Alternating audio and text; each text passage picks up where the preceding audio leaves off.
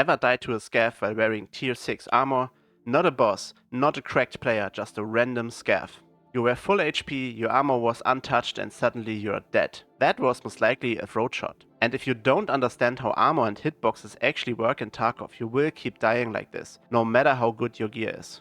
In this video we are going to break down the armor system in Tarkov. I'll explain how hitboxes, soft armor and plates actually work, why material matters and which armors are generally good in PvE. You might have heard this before, the CPC is god tier armor. That statement isn't wrong, but it's incomplete, and let's understand why. In Tarkov, armor class alone is not enough to judge how good an armor actually is. What decides if you live or die is hitboxes, plate layout, material and to some extent weight. Armor does not protect your entire body, it protects very specific zones or hitboxes. Thorax, stomach, sides, shoulders, throat, neck. If an armor does not list a zone, that zone is completely naked. The armor class does nothing here. This is why players die, in quotes, through armor. The bullet never hit the armor in the first place. Most armors work like this. Soft armor protects certain parts of your body like thorax or stomach. Plates sit in the front or the back, but they are separate hitboxes, not layered directly onto your character's body like soft armor. If a plate is penetrated, the bullet then continues into your body hitbox, which may or may not be protected by soft armor, and damage is calculated from there. So what are plates and how do they actually work? Plates only protect the plate hitbox, usually front and back, sometimes sides. Again, this is a separate hitbox that decides whether a bullet even reaches your body's soft armored or unarmored zones. Why is the CPC different? It has built-in soft armor that protects the plate hitbox itself, not the thorax or the stomach.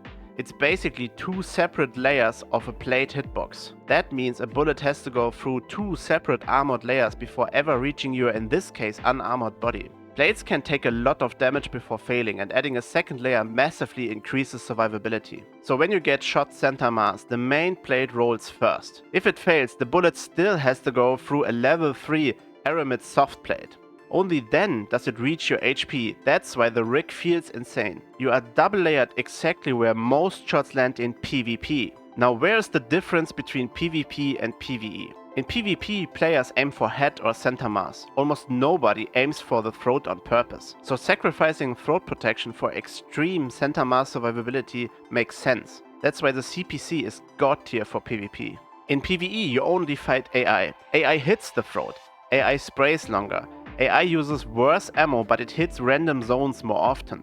That's why armors like the Osprey protection rig or the Courant are monsters in PvE. They cover throat, stomach and side. This is how you stop dying to random scav or rogue nonsense. The downside is weight, and this is where material matters more than armor class. Ultra high molecular weight polyethylene or UHMWPE plates are the best plates in the game. They lose durability slower, repair better, and weigh very little.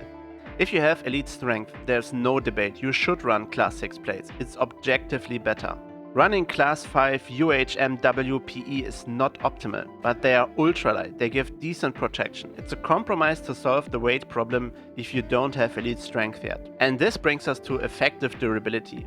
The number you see in your inventory lies. Two armors can both say 40 durability, one dies in 2 hits, one tanks 5. That's because the material decides how much durability is lost per hit. Ceramic and steel break fast. On the other hand, UHMWPE and aramid last much longer. Let's look at an example. We assume both are the same armor class, undamaged, pristine new plates. The first one is a ceramic plate with 40 durability divided by its material coefficient of 0.6, equals about 66.66 effective durability. Meanwhile, a UHMWPE 40 durability plate divided by its coefficient of 0.3375 comes out to 118.51 effective durability. So almost double the durability, meaning it can take twice as many shots from the same caliber. Furthermore, the ceramic plate can maybe take 2 repairs, while you can repair the UHMWPE dozens of times without it losing much of its overall durability.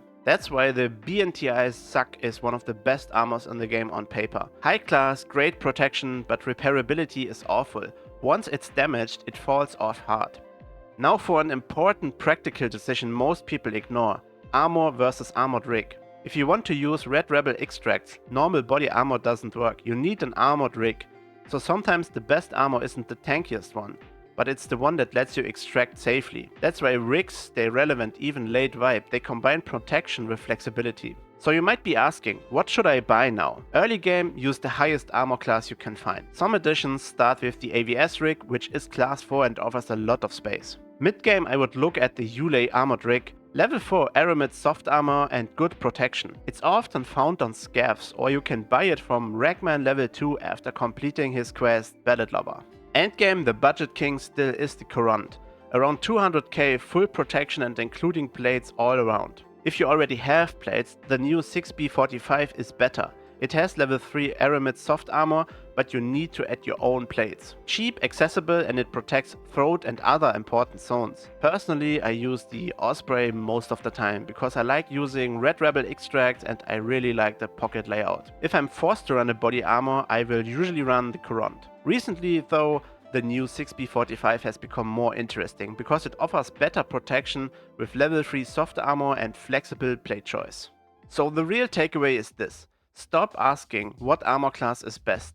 Start asking what hitboxes it covers, where the soft armor sits, what material the plates are made of. If you understand that, Tarkov stops feeling random and armor finally makes sense. Thanks for watching the video, I hope you enjoyed it. If so, please leave a like and subscribe to the channel for more Tarkov PvE content.